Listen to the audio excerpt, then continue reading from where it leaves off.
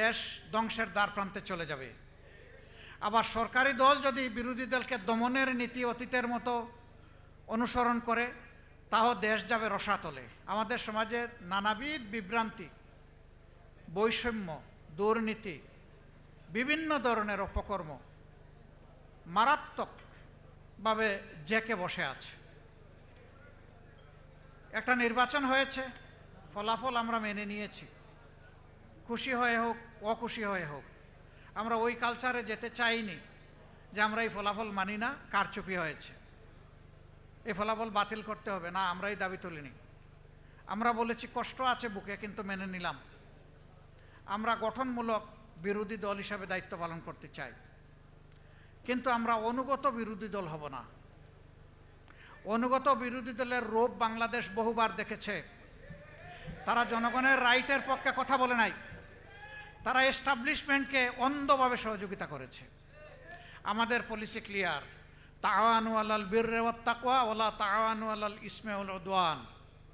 ভালো কাজে সব কিছু দিয়ে সমর্থন করব, মন্দ কিছু হলে আমরা প্রতিবাদ করব, প্রয়োজনে আমরা রুখে দেব ইনশাআল্লাহ।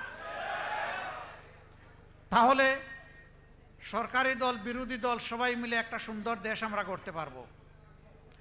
বিরোধী দলের জায়গা থেকে যদি শুধু বিরোধিতা করি, অন্ধ বিরোধিতা, দেশ ধ্বংসের দ্বারপ্রান্তে চলে যাবে।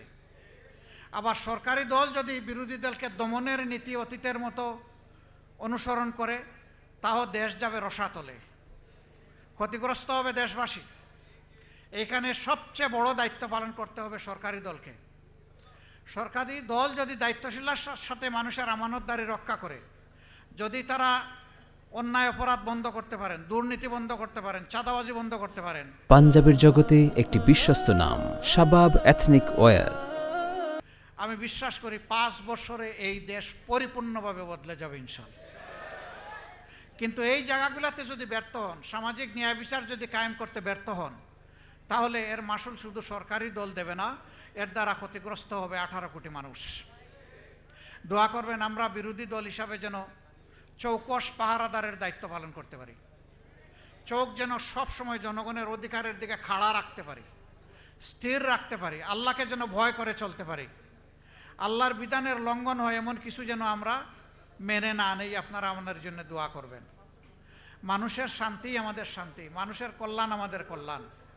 খায়রুন নাস মান ইয়ানফাউন নাস, ওই মানুষই সবচেয়ে ভালো মানুষ যে মানুষের কল্যাণে পাগল হয়ে লেগে থাকে। আল্লাহ যেন সেইভাবে আমাদেরকে পাগলপাড়া হয়ে লেগে থাকার তৌফিক দান করেন। আজকের এই ইফতারের উসিলায় আল্লাহ তাআলা আমাদেরকে ক্ষমা করুন। প্রিয় দেশের উপর আল্লাহ রহম করুন। আল্লাহ পাক শান্তির ফয়সালা নাজিল করুন এবং সমাজের শান্তি শৃঙ্খলা ফিরিয়ে আনতে আমাদের সকলকে দায়িত্বশীল ভূমিকা পালন করার তৌফিক দান করুন। আমার জন্য দোয়া করবেন। আমার জীবনে আমি কখনো যে জায়গায় বসে সংসদ অধিবেশন হয়, এমপি সাহেবরা যেখানে বসেন, সেই জায়গাটা এখনও আমার দেখার সুযোগ হয় নাই।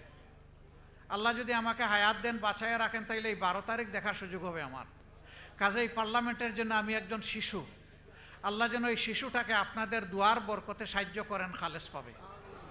আমি যেন জাতির পাহারাদারের দায়িত্ব পালন করতে পারি, আমি যেন ন্যায়সঙ্গত ভূমিকা পালন করতে পারি, আমি যেন নেপোটিজমের ঊর্ধ্বে থাকতে পারি, আমি যেন আমার মানবিক চাহিদাকে পিছনে রেখে জনগণের চাহিদাকে প্রাধান্য দিতে পারি।